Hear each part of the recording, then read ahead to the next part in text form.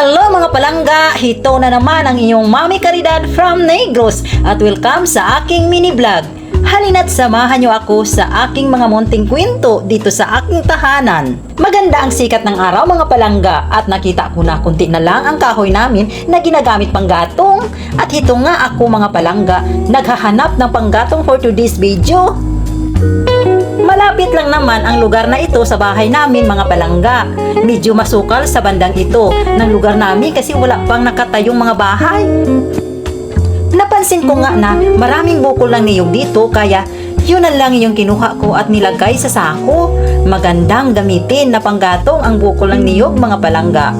Iilang piraso lang gamitin mo, malakas na talaga yung apoy.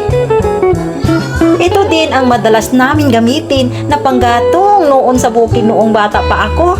Meron din naman kaming digasol na lutuan ngayon mga palangga. Pero iba pa rin kasi minsan kung tradisyonal na pamaraan na pagluluto kagaya ng pagluluto sa kahoy.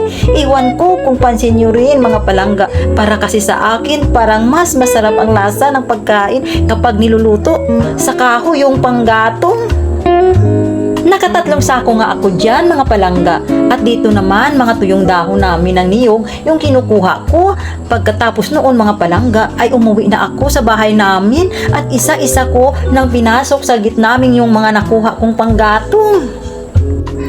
Dito naman mga palangga ay naghanap ako ng bato para ilagay dyan sa mga halaman. Parang division ba? Isa-isa ko nang nilinya yung mga bato mga palangga. At nagsimula na akong magpintura. Yan din yung pintura na tira pa noon na ginamit ko rin sa paso na ginawa ko kahapon. Pininturahan ko lang isa-isa yung mga bato, mga palangga. Hindi pa nga ako tapos nagagandahan na ako sa mga nilagay kong bato. Simple lang naman mga kaligayahan natin mga palangga. Bilang isang nanay, gusto natin na maganda at maayos palagi ang ating tahanan. Dito mga palangga ay naglaban na naman tayo.